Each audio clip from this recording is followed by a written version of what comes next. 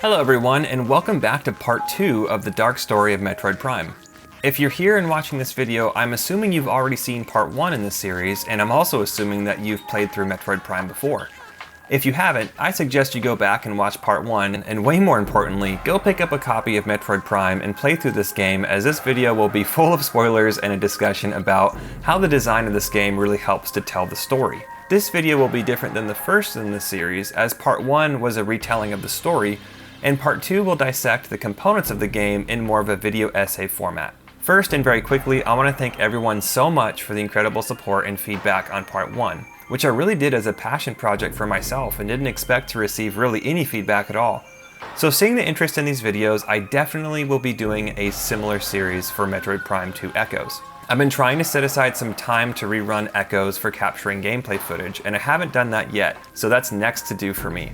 I'm really excited to be playing through the game again because I haven't ran through the campaign in 6 or 7 years, or maybe more. And since I'm a videographer for a living and not a dedicated YouTube content creator, the turnaround time for these videos will be a little while, but they are forthcoming. Feel free to skip around any parts of this video with the provided timestamps below, and let's dive into the design of Metroid Prime.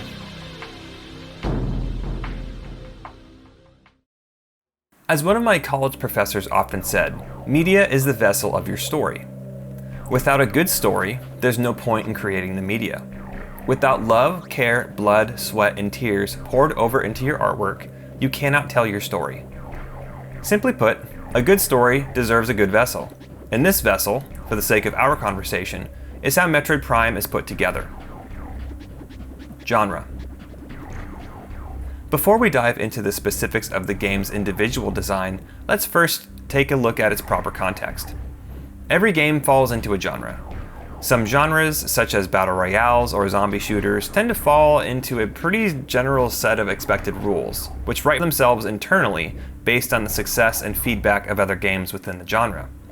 Metroid Prime is juxtaposed in the library of video games in a particularly unique point in history. Innovation in artistic vision was exceeding well beyond the technological capabilities of the late 90s and early 2000s, and game design by comparison to today's standards was pretty limited.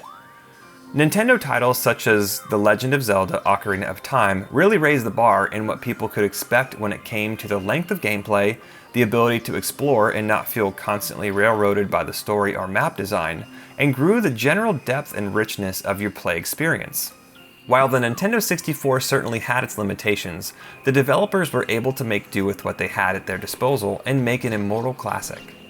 Console games like this would still be less than common amid a flooded market, helping them to stand out, be remembered, and still played to this day. The turn of the new millennium dawned a new era of gaming with the new generation of consoles. PlayStation 2 in March of 2000, GameCube in September of 2001, and Xbox just 2 months later. These new consoles came with significant increases to how much memory could be stored on each disc and improved the hardware capabilities.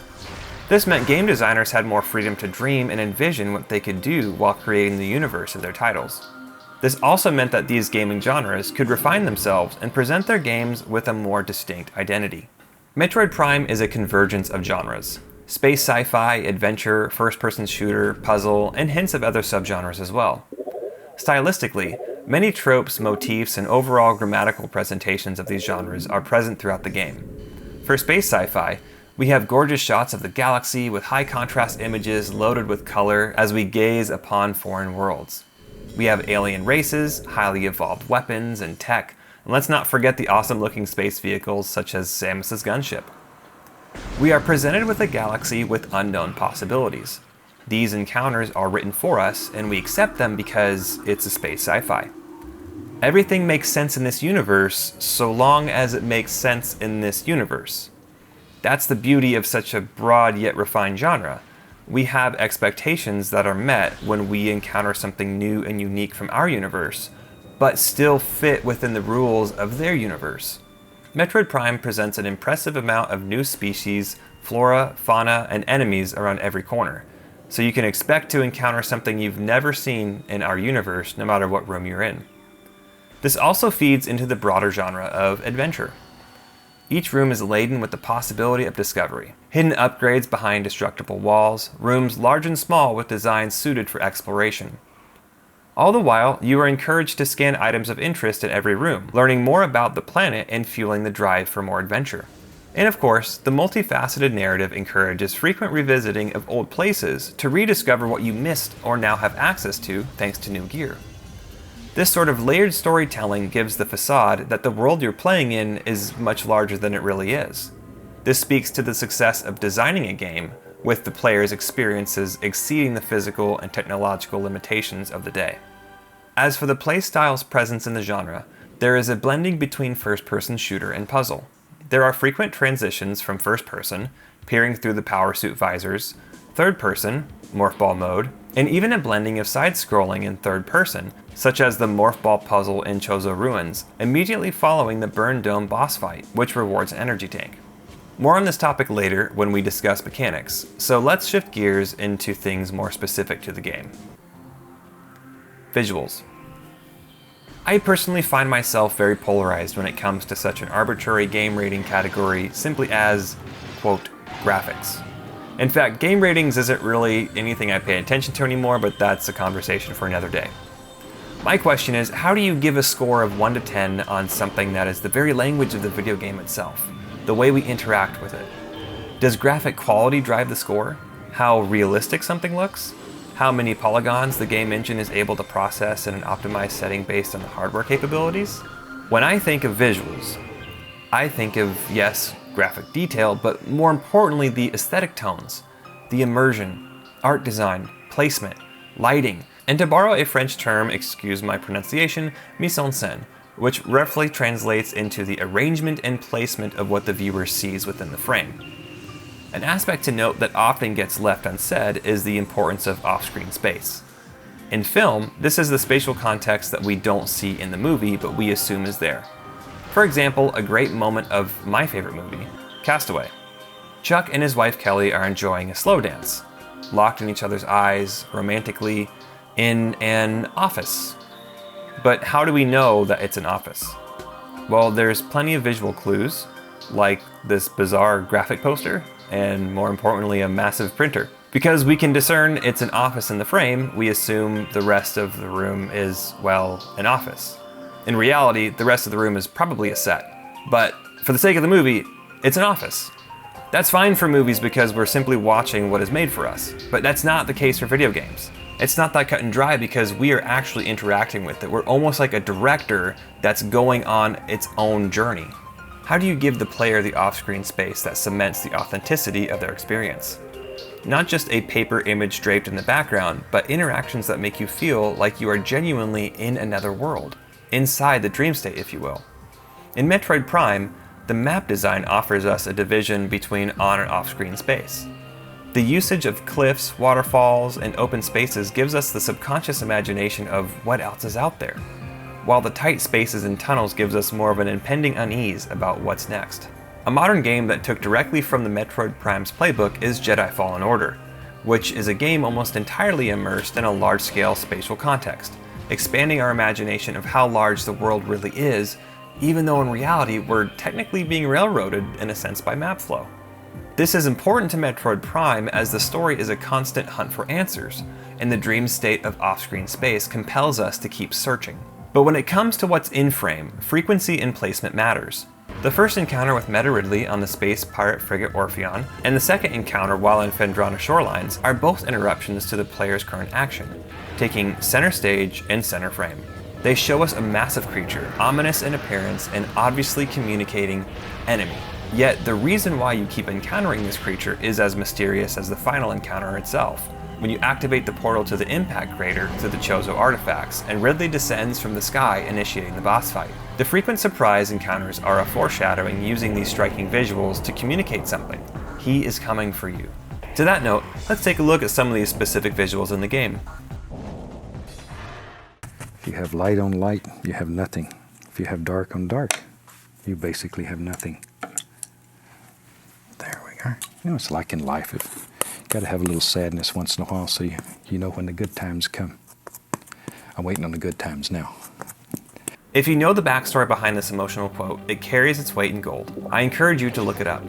As it relates to the design of this game, the constant usage of graphical dark versus light parallels the thematic battle between dark and light at play in Samus's adventure, and would reappear literally in the game's sequel, where there is a light and dark version of the planet torn by the fabric of space and time. While some places, such as Talon Overworld, are lush, bright, and full of color, much of the game is, well, simply dark.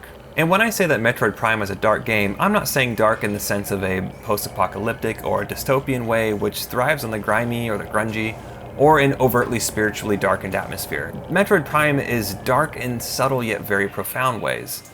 Take Chozo Ruins for example. Before Flagra is defeated, the entire map is full of damaging poison.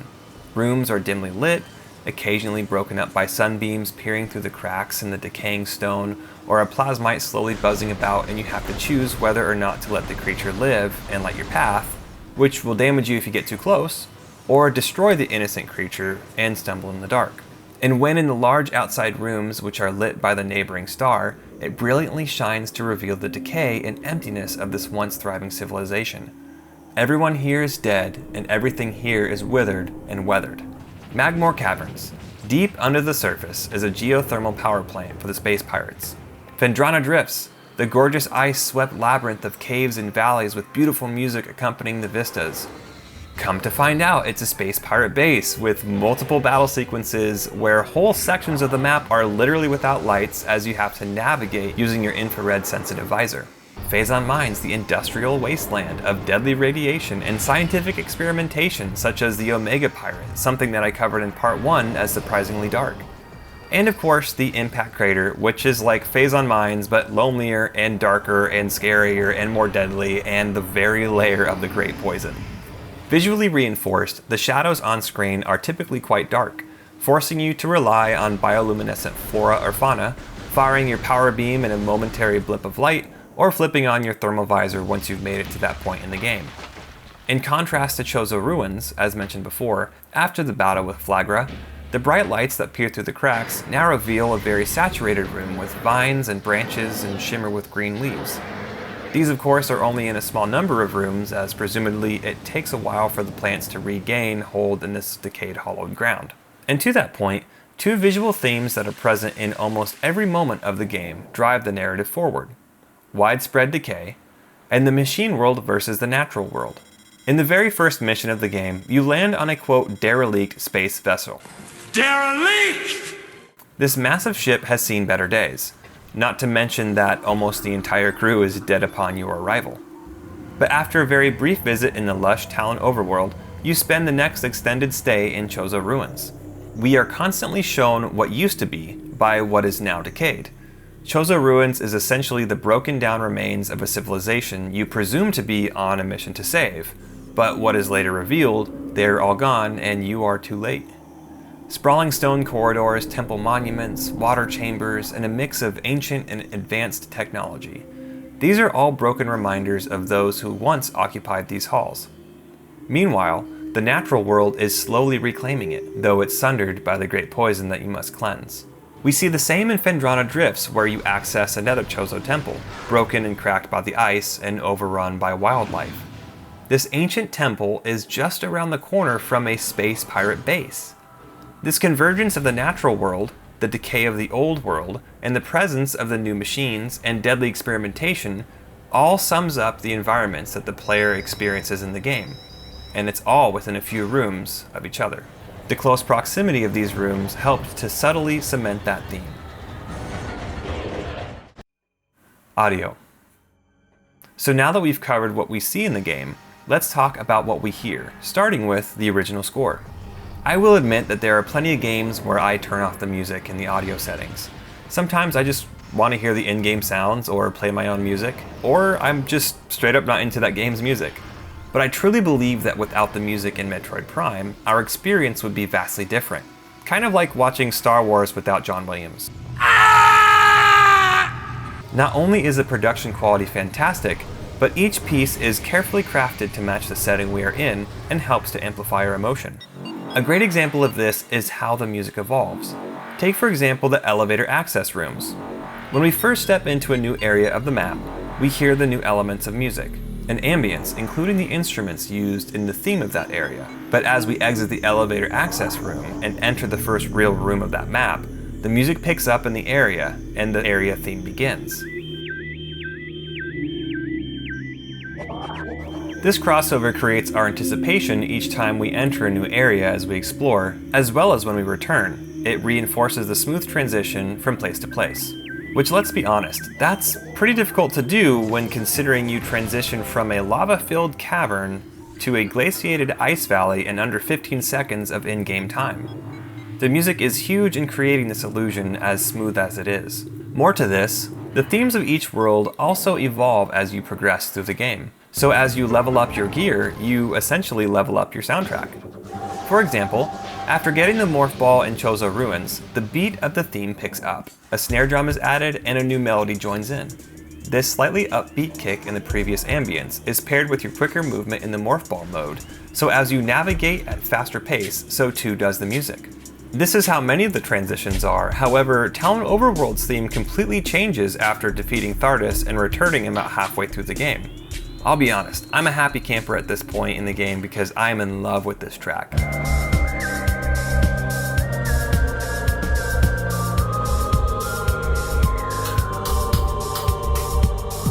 No love for Magmore Caverns, which gets the same volcano-themed chorus, but that's probably for good reason. I don't like baking alive inside my suit.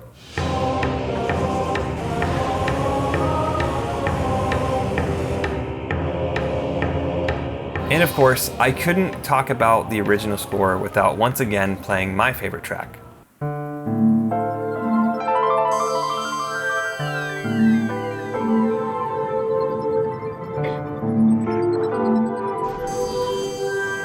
The transition from our first entrance into the downed frigate is hauntingly beautiful, but this is just beautiful. Despite the space pirates trying to kill you. Whether it's in water, ice, lava, sand, forest, or radioactive industrial wastelands, as you transition from environment to environment, the music transitions seamlessly. And since Metroid Prime is full of bosses, the soundtrack is full of boss fight music. One for each boss, in fact, which there's quite a lot of. Something that in retrospect shows just how much intentionality and effort went into the music production of this game. One artistic decision I really appreciate is the fact that these musical transitions are based on what room or zone you're in, not whether or not you're in combat. This is with the exception of Chozo Ghosts and bosses, which have their own music. While some games like Skyrim do get it well, I personally like feeling attached to where I am thematically, not what's happening in the moment. Maybe this is just to reinforce the spatial context in Metroid Prime, but rather than switching to generic and reused combat music each time you encounter danger, which is a lot, the music score keeps you in a time and place based on where you are, reinforcing the importance of map design and your presence in this world. Metroid Prime would feel a lot more impersonal if you were constantly dipping in and out of the same 4 or 5 combat songs. Instead, the combat is in the context of where you are, not you being the context of combat. With all this in mind, let's look at 2 different zones which share several themes and how the music helps to reinforce their aesthetic, but also bridge those themes together.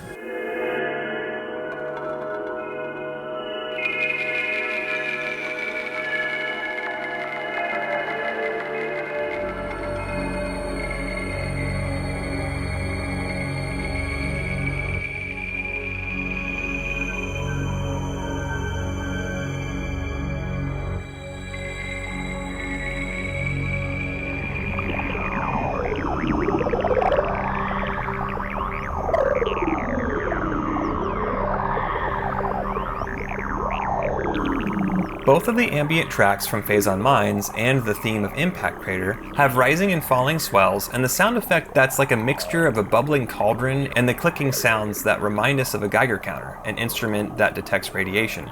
And of course, these are the 2 zones where you encounter a significant amount of radiation. They sew these worlds together visually, but also through their music. Not only does the music craft the landscape for our experience, but the sound effects do too. Whether it's passing near a waterfall, or footsteps transitioning from stone, metal, or ice, or the ambient sounds of local species, we feel like we are part of the scene. These sounds translate well into our world, but it's sounds that don't exist in our world that really catch my attention. Cue my favorite sound in the game, the super missile. Whether it's this, Samus's power beam spamming baddies, or the baddies themselves, the quality of the sound is obvious, and the sounds of Samus's weapons and suits are consistent with its sequels, something that I think is a special detail for anyone who grabs the next game. But there's one specific decision in sound design I didn't realize until my 5th or 6th playthrough. There's no recorded dialogue in the game, with the exception of evacuate immediately. The only language we hear in the game is a pre-recorded warning to get out or die. The only voices we hear are battle yells and screams during fights. There are no interactions with other friendly characters until you encounter the Chozo spirits at the very end of the game, and you don't even get a chance to speak to them. You have to read everything on your own, which makes you feel as alone as you really are. This is the dark and beautiful thing you don't realize until the very end of the game. This also makes communicating with the Auralnauts in Metroid Prime 2 Echoes all the more significant.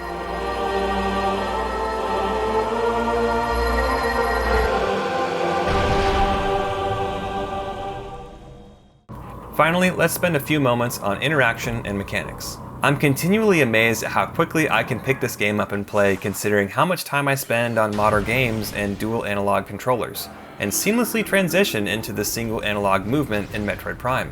Due to the frequency of strafing using L to lock on, or move in combination with B to dodge strafe, and the amount of jumping that's used in exploration and combat, there's a lot of movement going on for just one analog stick. I've always been a big fan of the GameCube controller. It fits well in the hand, it's durable. Heck, I've been using the same one for almost 20 years now. In an era where controller mapping in-game was non-existent, it was on the game designers to really nail down the best controls for the game. A great example of one big swing and a miss in a fantastic game is the scanner in Star Wars Bounty Hunter. The Z button, located above the right trigger, is really not a fun button to press down and hold for a long time, but that's exactly what you need to do in order to scan for bounties in the game. Rather than having a toggle option or remap, you're stuck with maybe the most important feature in the game being relegated to a very inconvenient button map, making it difficult to scan enemies in combat, and that happens a lot, especially when you're going for a 100% run. In Metroid Prime, scanning is just as important, and thankfully, it's conveniently toggled with a D-pad as a standalone visor. This allows you to maintain full control of movement while scanning, unlike in Bounty Hunter.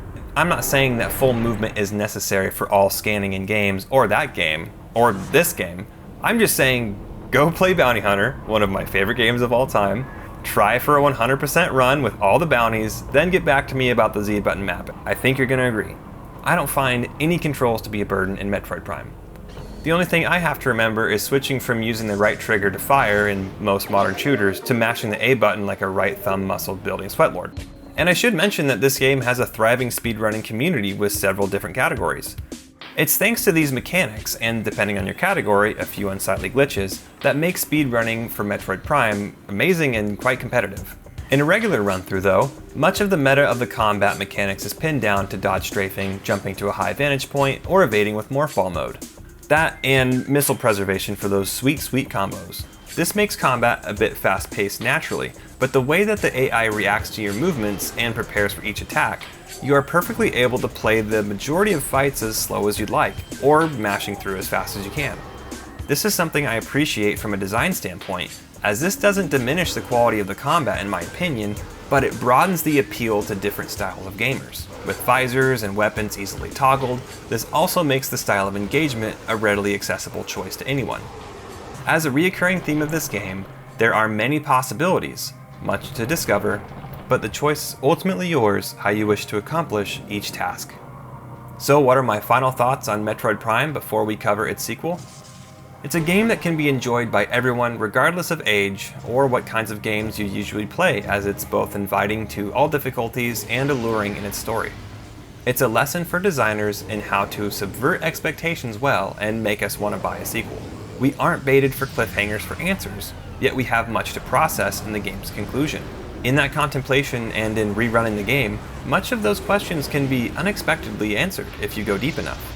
But the first time through, you may be feeling at a loss, wanting to hunt for more. And the good news is, you can. You can rerun the game, shooting for a higher percentage, unlock hard mode, and in your revisiting, maybe for your 100% run, reading the lore, you'll see the darker truths that you may have missed, and piece together the dark story of Metroid Prime. Thank you again so much for watching. Stay tuned for the even darker story of Metroid Prime 2 Echoes, and if time permits, I'd love to do story retellings of some of my other favorites, such as Star Fox Adventures and Star Wars Bounty Hunter. Please leave any feedback that I might find beneficial in making more of these videos, as I really do enjoy them despite how long they take. Thanks for joining me in Samus's adventure in Talon 4. I'll see you on Aether.